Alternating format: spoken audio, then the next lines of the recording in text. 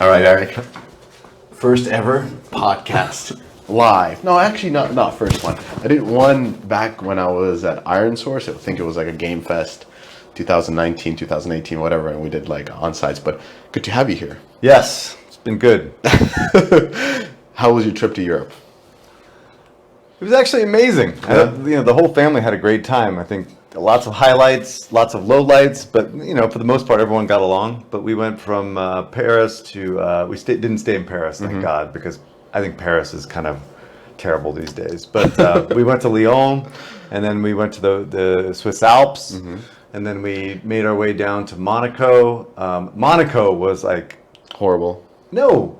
You were suggesting it was going to be horrible. It was like car porn. I've never seen so many supercars in my life in basically a 10-block radius. And if anybody's never been to Monaco, the Gold Quarter is basically a 10-block radius of super insanely expensive apartments that actually one of my friends owns, but we were right there. So we could actually see everything that was going on. And in the middle of it is Monte Carlo. And so within that radius, you saw the Ferraris, Lamborghinis, Porsches, Bugattis, every single one. But the craziest thing is, we're going to get to this, but the craziest thing is, you can't drive anywhere there. It's just like having a supercar and how difficult it is to drive those cars. And those streets are small. There's no highways. There's none of that. That's not the point. Okay. That's not the point. The point is to be seen and drive these things around and rev them up. There was a freaking Batmobile there, right in front of the hotel, right in front of Monte Carlo, was the actual Batmobile. The guy who owns the Batmobile brought it over to Monaco. Just major douche. Yeah. The douche factor is high, but it's actually quite cool. Sorry. Then we went to we took a train to Florence, and we went to Cinque Terre, and that was beautiful, really crowded. But I'm telling you, Italy and France, there is a ring of thieves of toilet seats. What? There are no toilet seats in France France and Italy of any public restrooms. It's like nuts. Because they don't want you to take a dump. I don't know. It is COVID related, whatever. But there's something we need to get to the bottom of this because it was not. It was absolutely a disaster for my wife and my daughter. But for me, I was that's good. True. Yeah, I didn't think about it. And then we went to Florence, and Florence is just absolutely beautiful. It was really packed, but we got to do we made pizza and I saw that video. and ice cream. Oh, did you? Ice cream at the up in the mountains, and it was absolutely tremendous. And then you guys called me up to do this, so my family went home, and I ended up just taking a train up to Switzerland. Yes. And then now I'm in Germany. That's awesome. So how this came to be is we're at the moment we're here at Gamescom in Cologne, Germany, West Germany, beautiful place, and we are doing this event together with Phoenix Games and Navic, and as we're getting these sign-ups and we're kind of crossing we had the first space for 200 people. And then we crossed that pretty quickly, and then there was a waiting list, and then Phoenix was let's just bump it up to 400. We're okay, so we bumped it up to 400, and then the sign-ups kept growing and growing and growing, and at some point we have a waiting list of 400 people, and then we're Eric, you got to come in. So I got to make the trip. Yeah, so you had to make the trip, and I'm super glad that your family let you come here. My wife was not happy. Yeah, exactly. So shout out to the wife. Yes, the kids are starting school this week, and so she's on her own and not feeling very good about it. Yeah, but it's really nice. It's worth it. It's going to be fun. So we're an hour removed from the event start. So first of all, I wanted to test my new equipment for on-site podcasting that we're trying right now. So bear with us if the sound quality is what it is. But I really wanted to do a podcast with you about you. I don't want to talk about the news. I don't want to talk about it because I think you're a little bit misunderstood in the sense that people only know you through that really, really small window of Twig. And let's be honest, we've talked about this, but I'll open up the inside baseball for the team, for the audiences. There's definitely been feedback from me over these years that Eric Kress is going too hard on the paint. He's kind of difficult. You don't want to be attached to that. And most of the time, I've never even let you know about this because I'm no. This is what podcasting is all about.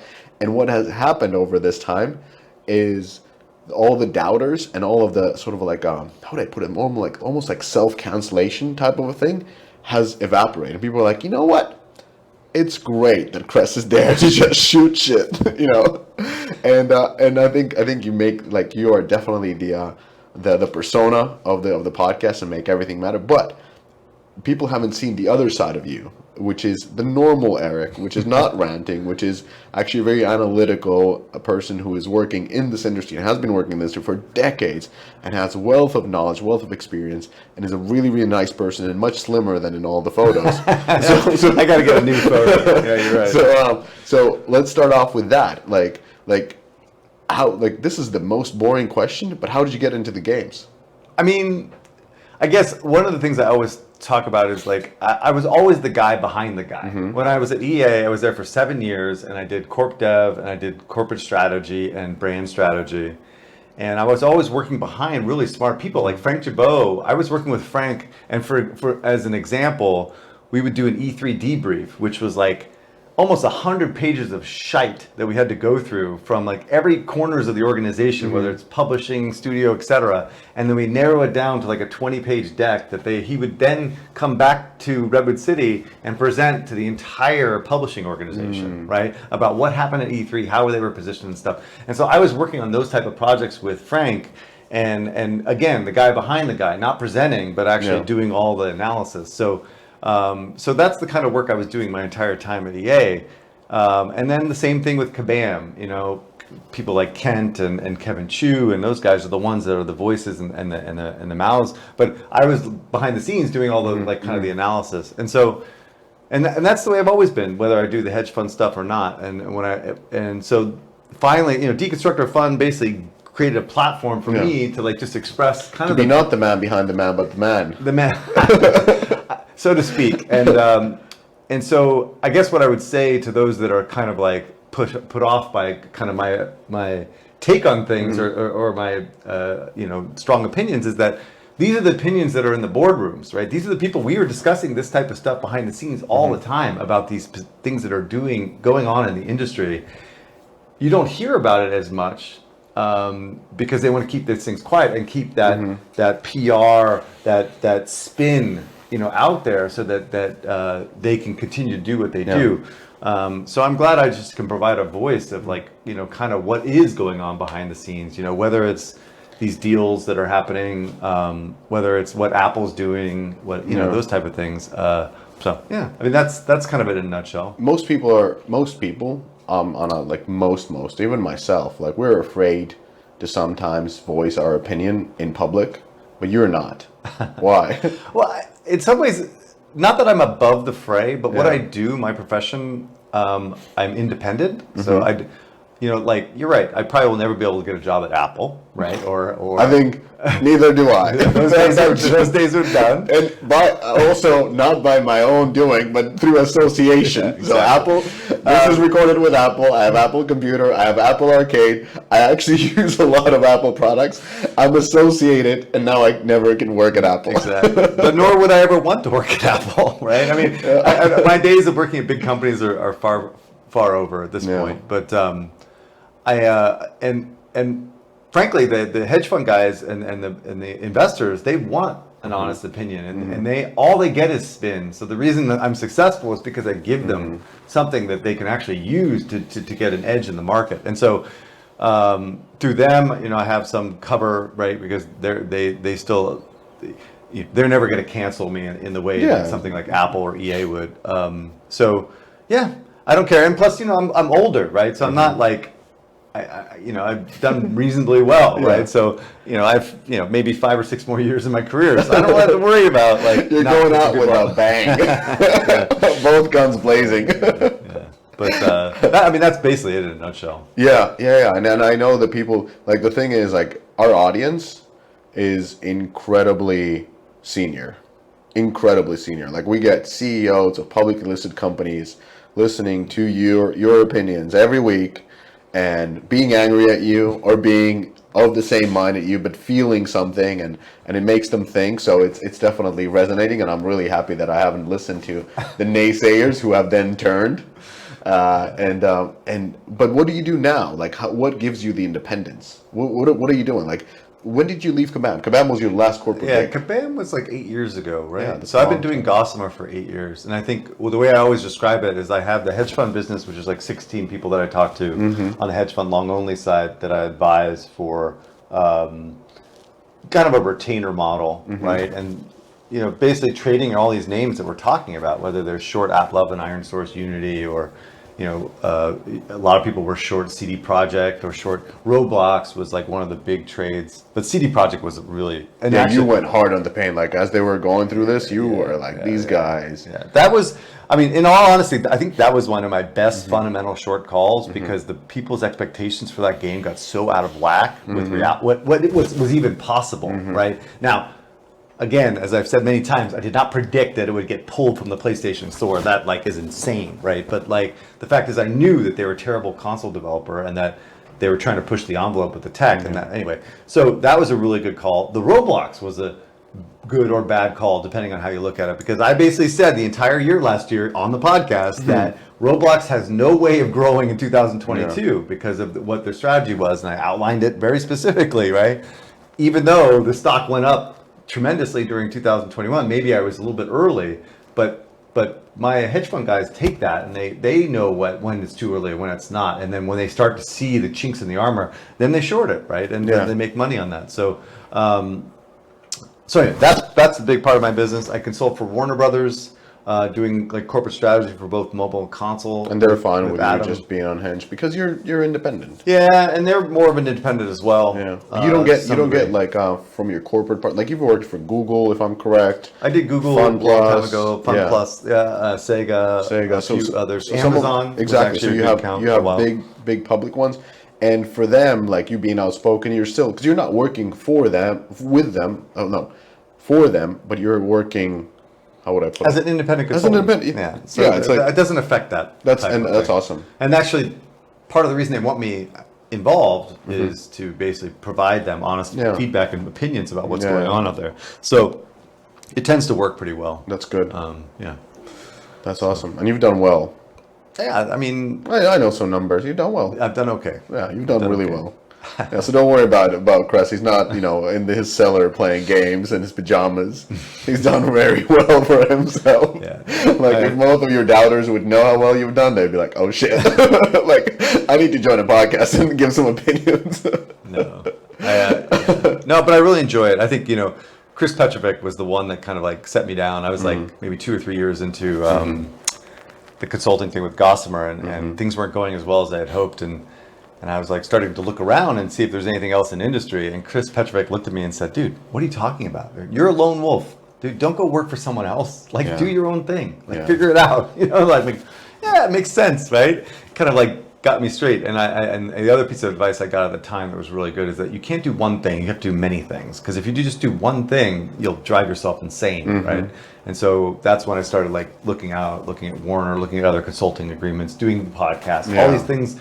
Just kind of helped kind of formulate it. So if you are going out there on your own, I really do recommend finding the core thing for you to get started with, but also expanding beyond and doing different things because that'll keep you really engaged. Why do you like doing the podcast?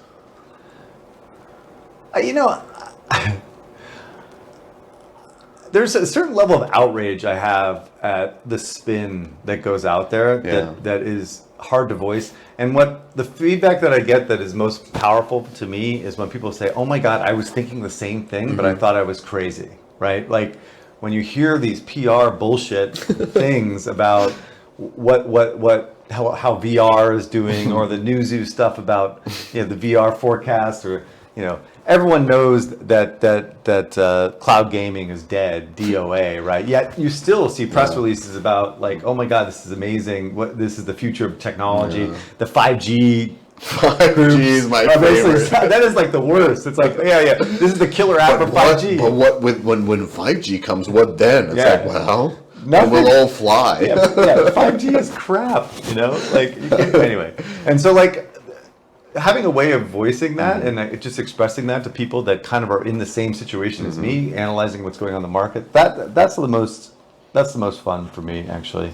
getting that kind of feedback. Yeah. Do you enjoy getting recognized? Because like, I'm actually more of a private person. Yeah. I'm actually more of an introvert, surprisingly, to most people. So sometimes it's a little bit awkward. I was like walking around in one of the bars in the hotels, and I get introduced to something, and they're looking at me really strange, like, and I'm like, what? They're like, oh, we know you from the podcast. I'm like, oh, okay. Well, yesterday? No, just today. I'm just say it. It's no big deal, right?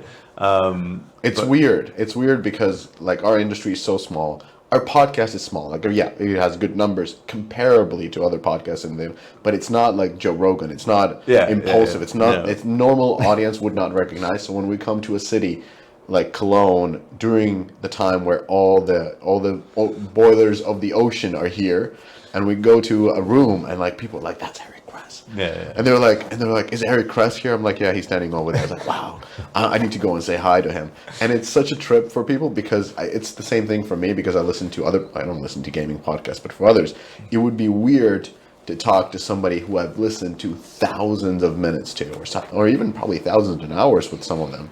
So they kind of feel like they know you. So I'm just kind of curious, like, how do you feel about that? Well, the fact that I talk about Jacob and the basketball thing is really funny. So people always talk to me about that. So the one thing I do want to talk about that in particular, just so I got the mic, is that so Jacob went to get his physical for school, and the doctor says to him, "You're only going to be 6'2". Oh my God! What a small person. Dude, his face, I mean, his whole demeanor just went to... He's like, so NBA sad. Went here, and he's like playing in fucking like football club Barcelona. He's basically going to peak in 6th, 7th grade, man. That's it. That's all for him. So he was really, really disappointed. Now, having said that, what she said was, well, based on the charts, you're going to be only 5'11". But he's already 5'11 and a half, so she doesn't know what the F she's talking about. But we'll see. It's a hard sport. Anyway, so the personal stuff is pretty funny sometimes, but it's funny when people like start talking to me about that as opposed to talking about gaming. Well, you share a lot, and that's what makes the podcast like relatable. And I mean, I don't listen to gaming podcasts, but I listen to Twig. I have to say, like, I'm a fan of the podcast. I'm doing it much, much, much less now, and I'm just like listening all the time. It's great, the debate and when you get triggered and all that stuff. But I was definitely curious about just getting recognized. It has happened for me for quite a long time, so I don't really care anymore. Like, I honestly don't. Like, I think it's cool, but I just don't like even being recognized. but I'm always wondering with others, like is it weird? Because I remember when that happened for the first time, and it was extremely weird. Like, coming to an event and people were like, "You're a deconstructor of fun." I'm like, "What?" No, I work for this, and it's just it's really weird. Yeah, well, we'll see how it goes tonight. We have a lot of people coming, so we'll see. Yeah, 400. Yeah, 400. That's pretty dope. What's next? What's next for you? Like, what do you like? I understand you have, like you said, 5, 6, maybe if you're having a good time, maybe a decade of. Honestly, I've spent a lot of time thinking about like what to do when you unplug and pull back, and the podcast is really fun. I think I could do this for a long time. Yeah. Venture capital is something that I've been considering. Raising a smaller fund and doing direct investments and kind of getting that side of the business, which I've never really done actively. But I see a lot of opportunities and have a lot of relationships, as you do, with the venture capital firms. So those are the time of things I'm kicking around. But I'm pretty busy, So between the 3 different things, I'm pretty smacked. So probably would have to get rid of something else. Yeah, exactly. But we'll see. Hope it's not the pod. Well, that's a small amount of time. Do you prepare a lot for the pod? When there's certain subjects that I'm really, really keen on, I will prepare. So like if I'm going to be talking about M&A, mergers and acquisitions, like this whole thing with Iron Source and Unity, and then Unity and AppLovin and all this other stuff. I remember that. There was some fallback. So actually, I'll take the opportunity. Like I really do want to apologize to the Iron Source guys. Like I have nothing but respect for those guys, and clearly they were upset with what I said. Not that I'm changing my opinion on what I said. I think what I said was actually relatively accurate. But what I will say is that I do respect them, and they're in an unfortunate situation, right? In my opinion. But it's sad to see them leave the podcast because they were a really big supporter of the podcast from the very beginning, and they've been nothing but nice to me. Yeah. So anyway, I would like to say that. It's maybe the the insinuation that people will be let go was kind of like weird, that they would be cost cutting, especially at Iron Source, as well as the point of two drunks holding each other up. I mean, those are that might have been like a little overkill. I could have been a little bit more diplomatic, maybe. But look, I mean, at the end of the day, that's what people pay me for, right? And maybe pulling it back on the podcast in which they're sponsoring, maybe it would have been a smarter idea. But on the other hand, it's the correct thing, and I want to say when that went through, and I was in the room, and I was with the edits. I think it's the right thing to approach it, because this is what it is. Like, if you're a sponsor of the podcast, that doesn't give you anything extra, because we don't live off the ad drip. We respect a lot the sponsors, and we're very, very grateful for the sponsors, especially not especially, just all of them. So thanks to AppsFlyer, Iron Source, Google, Facebook used to be with us. Whoever is present, whoever's past, Exola, all these guys are really great.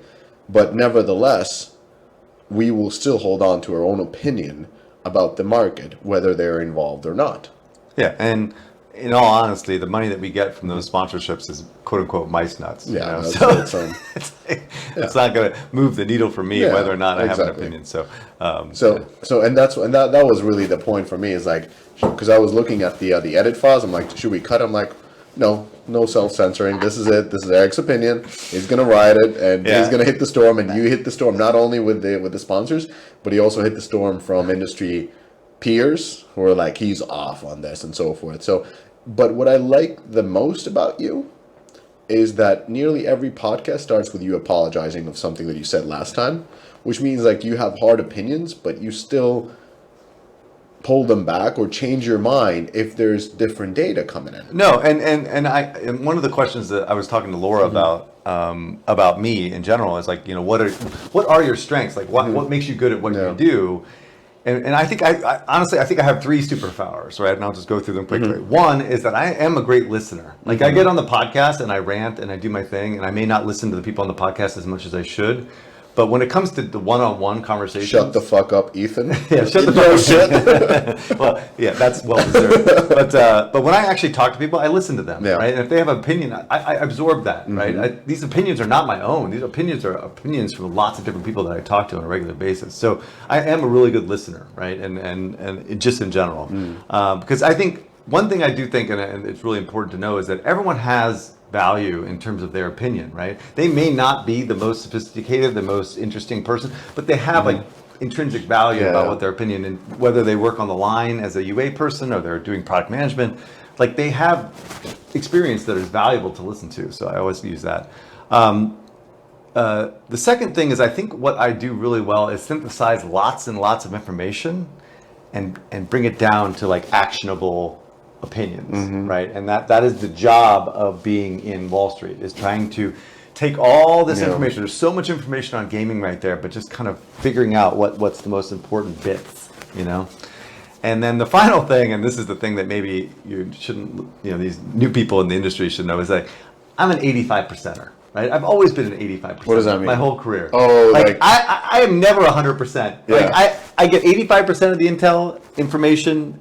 I don't need the other 15. I'm not busting my ass for the extra 15. I'm going with the 85 and letting it roll, right? And that helps me synthesize, as I said earlier, the information is like, you can't have perfect information, right? So you have to basically make these conclusions based upon imperfect information.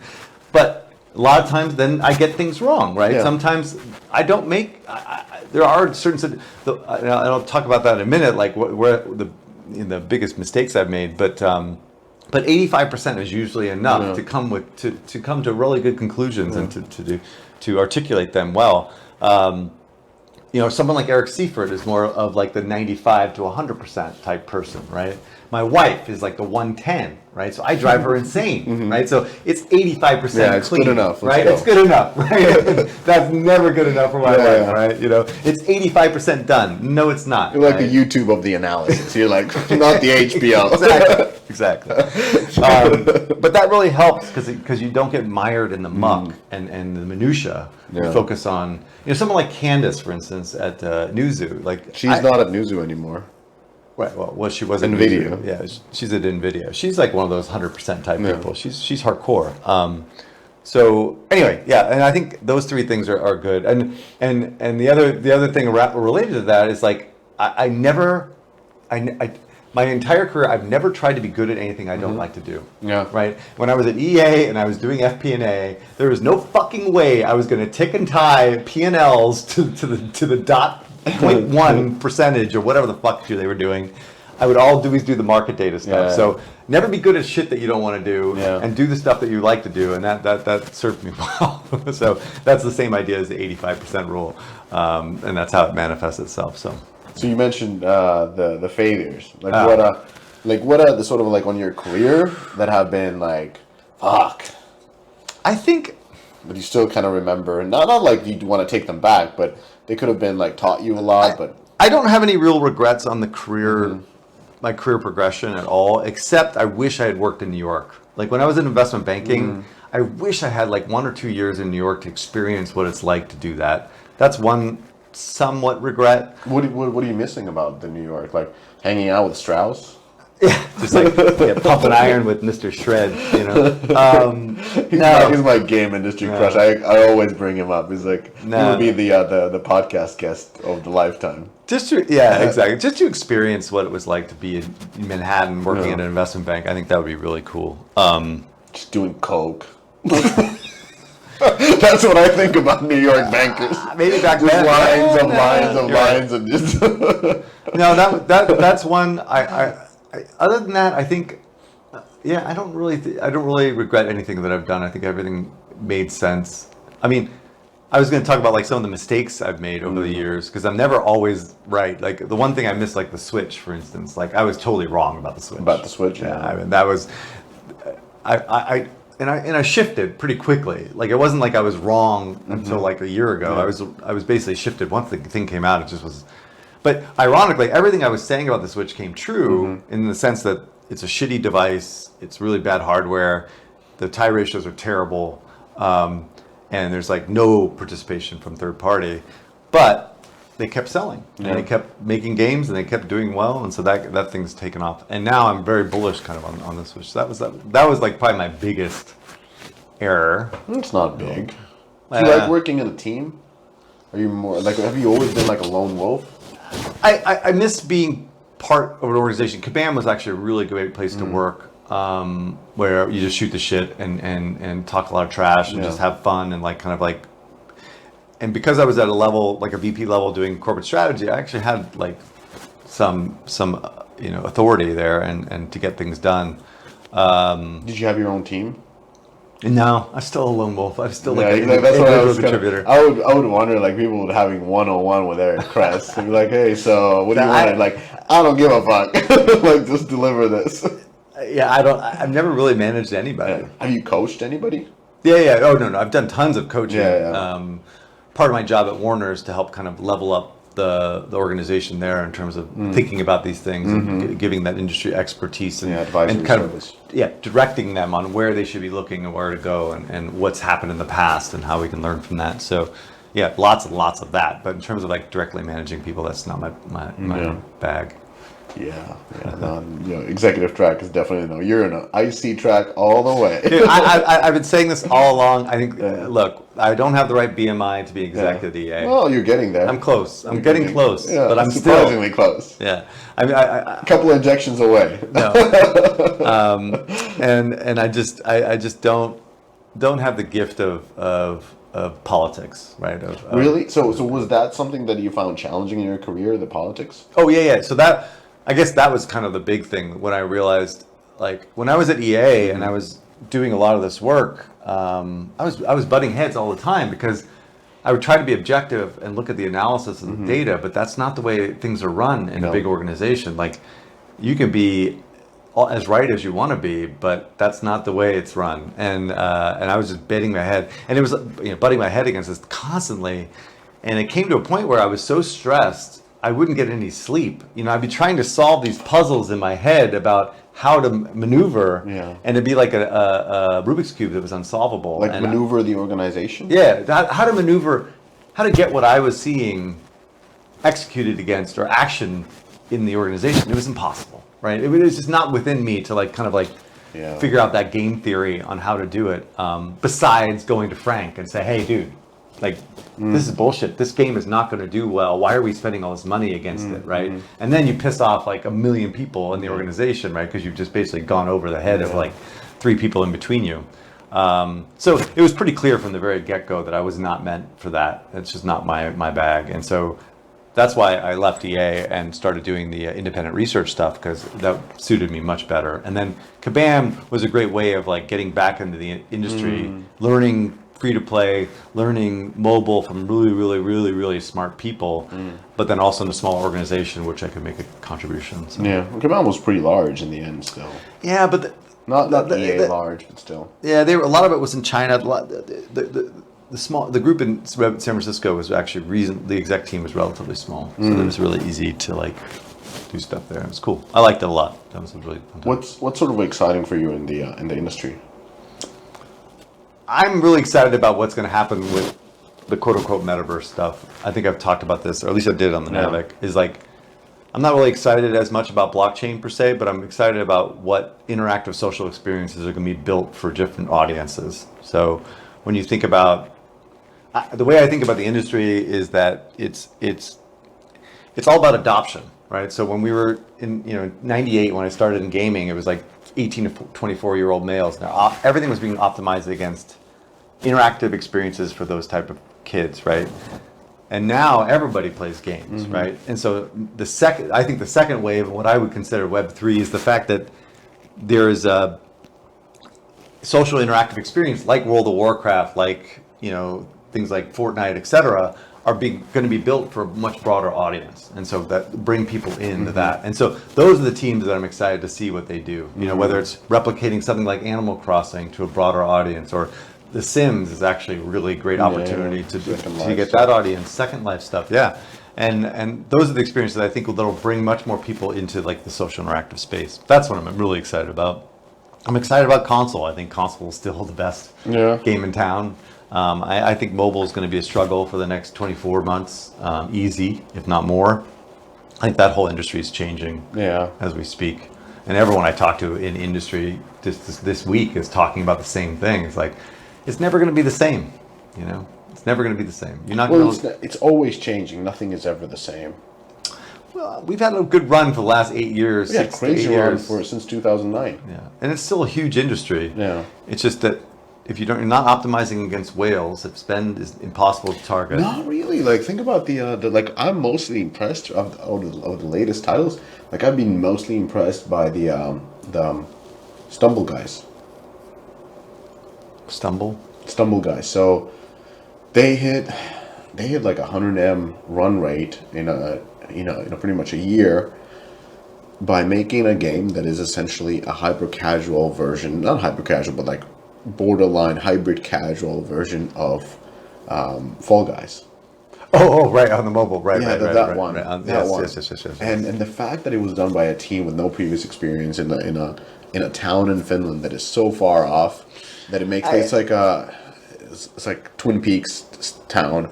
And it's just it's crazy. It gives me hope. I know of the Hail Marys. Yeah, but those type of stories are not replicable. I understand, but there was something really interesting about that, because as the industry matures and you get more and more sort of seniors coming in and doing games in a certain way, everything becomes more expensive, slower, and everybody's doing exactly the way. And these guys come out of nowhere and they do it exactly like mobile was built. It's like, hey, let's just do a game like this, but with limited resource that we have. Let's copy the progression from Brawl Stars. Let's copy the game from this, and let's use whatever assets we have, and boom, 100 million run rate. And you're like, yeah, that's how it worked. That's how we did games back in the days when we knew less. But the two things I would say is, it's firstly not replicable, and two, it's not sustainable. right? It's not likely that that game will be at that run rate in the next 6 months. Yeah, maybe with not that organization, but under a different organization, it could be. It's possible. And all I'm saying is just like, it gives me hope that we still can do that. We can still, hit it out the park with other than like the next Apex, I just think as markets mature, though, it gets harder and harder to differentiate it based upon like innovation, right? Yeah. So the audience gets used to certain types of games, and that's what's successful. You just improve upon the same formula. But it took all the elements of accessibility that mobile gives you, all the elements of the multiplayer, all the learnings from existing games, and just did the game without worrying too much about this, about that, or it did the not the 85, it did the 65, and boom, that's the 65 was enough.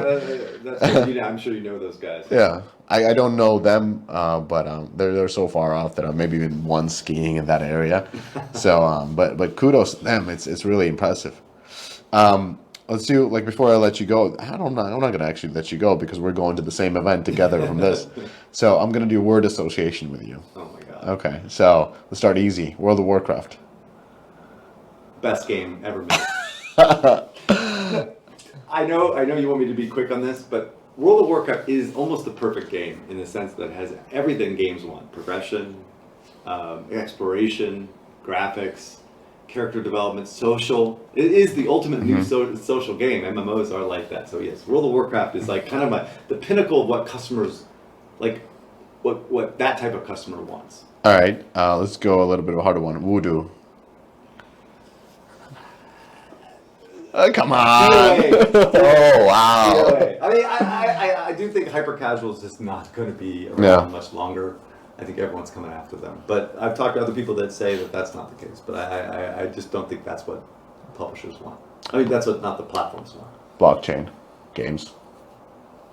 Nascent. Niche. And we're 10 to 15 years out before something's meaningful. I agree with that. And I want to be clear on this because there is a nuance here.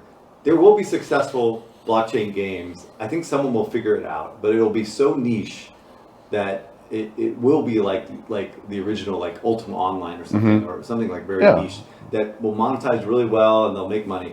But in terms of like mass market adoption, it's light years away, 10 to 15 years away. Awesome. I actually 100% believe in that, and not believe, subscribe to that, because I hate the word believe, because every time it's a blockchain game, even yesterday, I'm not going to name your name, but one of the senior people was like taunting me that I do not believe in crypto games. I was like, it's not a religion. I don't have to believe in it.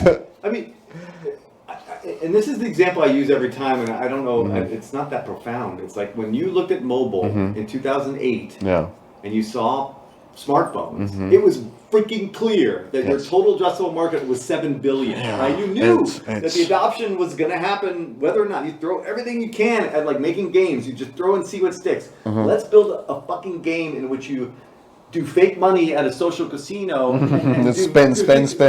And you earn fake currency. It works. Let's go. Let's go. Let's do it. People are nuts, right? But you just keep throwing things, see what sticks, and you took a lot of things from Facebook, and it made sense, right? And the addressable market was huge. You just can't say that for blockchain games. There's no reason for it to exist. No, people are like, you don't want to own your assets. Like then it's a different thing. But it's a different thing. You have to start optimizing. Anyway, that's for different. That's for Ethan to defend his honor and saying that this is the next free to play. Okay, what else? I just came up out of this with the word association. Unity. Well, so I think we're going to talk about that tonight, but I would say that Unity's in big, huge trouble, right? And so JR oversold, and now they're living with it. And so I just don't think their future really is. I mean, Unity as a platform is amazing. It'll continue. It'll be great. But as a company, they're still way overvalued. Okay. Well, let's go to another Apple. God, Apple is dirty. You know, like but capitalistically dirty. They're brilliant, and they're doing an exceptional job at optimizing shareholder value, but it's to the detriment of everyone else in the ecosystem. And so Now that they're going to run their own ad network and they're going to do their own search ads and they're going to like basically optimize against themselves, which is what they should be doing. Yeah. So control the platform. Yeah, and they're regaining control over the platform and the traffic to the stores and the traffic to the installs. And if you look at it from that perspective, if you look at and this is what I've been trying to tell people for years now, almost. We've been talking about this, right?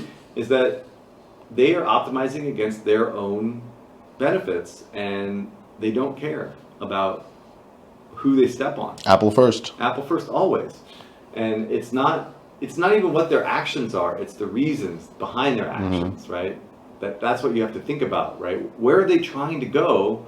And then you'll start to see that they're just going to bury everyone along the way. Yeah. And they did this. They've done this the entire history of the company. So yeah, that was a long answer for Apple. That's a good one. It's a balanced one. I'm going to do the last one. Deconstructor of fun. It's a great community. I have to admit, like everyone's, even with all my negativity and cynicism, sometimes gets a little bit away from me. Everyone's been very, very receptive and appreciative of the fact that there's a voice out there that's like kind of expressing these other ways of looking at things. And so I really enjoy it. And the community itself, all the people that are involved, and I don't want to name names because then I'll just try to then I'll showcase one or two people, but everybody has been really, really great in terms of helping me kind of understand what's going on and understand the industry and been very helpful. So the community is great and very, very powerful. Yeah, you're a powerful member of the community. Yeah. I do my best. On that note, let's get to a party. Everybody, thanks for listening. And this was our first in-depth interview episode on site. I don't know when we're going to do the next one, but maybe sometimes in the future. Let us know how you like this. And as always, subscribe, paying, whatever. No, to be honest, as always, we appreciate you guys. We love you guys. And we do this for the industry and for the funnel. We don't do this for the money or for the cloud or for anything like that. So I think that's the most important message. And for me, always provide feedback. Yeah. And LinkedIn's the best way. If you got some beef with what I've said or some issue or something that some insight that you want to share, please do it because that helps my process. So. That's it, folks. We're heading to a party. Thanks for listening. All right. Thanks, Eric. Later. Boom.